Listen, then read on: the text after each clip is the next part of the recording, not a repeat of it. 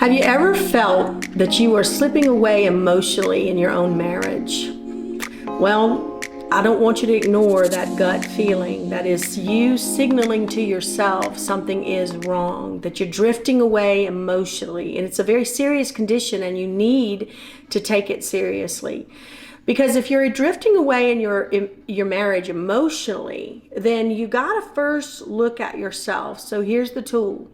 First of all, you need to start journaling and you need to ask yourself, when did I start noticing my drifting start in my marriage? And you're going to do a timeline. Timelines are so effective to find out what is really going on. And so if you're looking at yourself and you timeline it pretty far back, you're going to get some answers to your question about your emotional disconnection, your emotional neglect of yourself, etc. So when your gut is telling you this, it's a signal so that you wake up to yourself. Because in a marriage, it's not just the marriage having trouble, it's each individual. And each individual has to be willing to do the growth work to start the process of marital healing.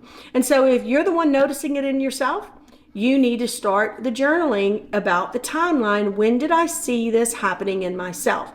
And you might see some things in the timeline. I know my other clients see things in the timeline of, well, the kids got the best of me, or work was so hectic for my husband, or the marriage just kind of got put on the back burner.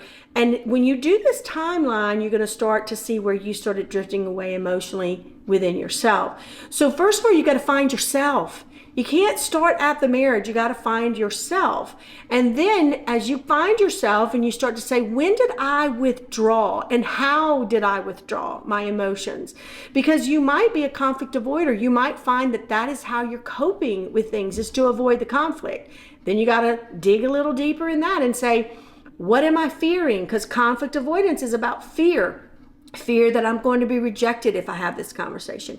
Fear that I'm going to be gaslit if I have the conversation. Fear that I'm not going to be able to find out what the roots are. Fear is why conflict avoidance is there. So you got to stop fearing and have some faith and some confidence that you can confront this and that the world is not going to crumble. When you have conflict avoidant situations in your life, you probably can go back even further in a timeline in your childhood and see that you developed it there because mama or daddy was doing something that you didn't want to be a part of it and it scared you, so you pulled back and you didn't confront it, and therefore your feelings started to be ignored. So what happens? We get into a marriage and we were marrying our best friend and everything's so wonderful, and they hear us in a way that no one else hears us, and they're safe and the conversations are great and all that's wonderful until pressure comes inside of the relationship. Job pressure, financial pressures, children pressure starts to unfold and reveal the coping mechanisms in each person. Coping mechanisms are always a survival. And when you're dealing with survival mechanisms, they are fight or flight, which means the world is going to crumble if I don't function in a certain way. And so I therefore cope so that the world won't crumble. But that's a child's mindset and a mentality that only children have. Because adults, when we get into a logical mind and a non-reactive coping mechanism mindset, we can look and see that if I confront and if I'm gaslit or I'm ignored or I'm demeaned, it's not the end of the world. It's something that you got to fix in the relationship, and you got to call out in the relationship, and you got to say, okay, this is not okay. I came to you in a vulnerable situation. I wanted to talk about our emotional dynamic, and you're gaslighting me. But the world didn't fall apart. So when you're dealing with childhood coping mechanisms, survival mechanisms, you're thinking everything's going to crumble if you don't do something a certain way. But in our logical adult minds, we know that we're dealing with another adult. It's an adult situation. We have to come and reason together, is what the scripture says. And if we're constantly avoiding, we're not going to reason with anything, and nothing is going to be solved. But if you look at it in a logical mindset rather than a coping mechanism, child mindset, you can see that certain things might not come out very well, that we confront and it's an argument. Okay, well, that's today. what happens tomorrow when we confront it again? And we stop fearing confrontation.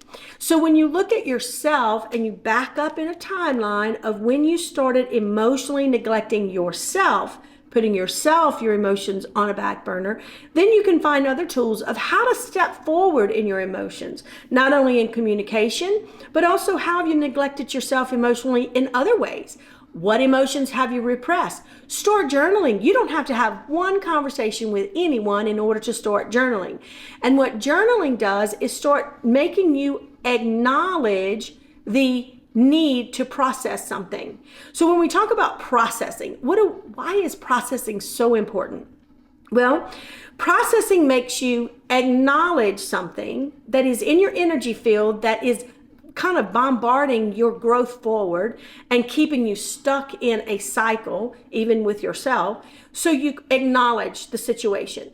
Then you acknowledge the feeling of the situation and you feel it. You just sit in the feeling. The world is not crumbling because you're feeling something. Just sit in the feeling and then determine what you're going to do with the feeling. You might confront something. You might do something different in your own life, in your own work life, your family life, your own individual life, adventure in yourself and finding a new hobby or something that will get you to where you're moving forward instead of stuck in a cycle. And then once you acknowledge your feeling and feel your feeling, then you're making a decision on what to do with the situation that caused the feeling. And then that's when decisions are made by adult, logical, reasonable people, not children. And so whenever you can actually find a direction to go that's moving you forward, you will start connecting to your emotions that you've been neglecting all along. Figuring out your coping mechanisms and figuring out your triggers are super important to figuring out you in the dynamic of a relationship, just as important as it is for your partner to figure out those things in a relationship. If you want to find more tools and find more information, MWI, Marriage Warrior Institute, gives you a myriad of these tools and information and things to help move you forward and understand yourself and understand the dynamic of your partnership.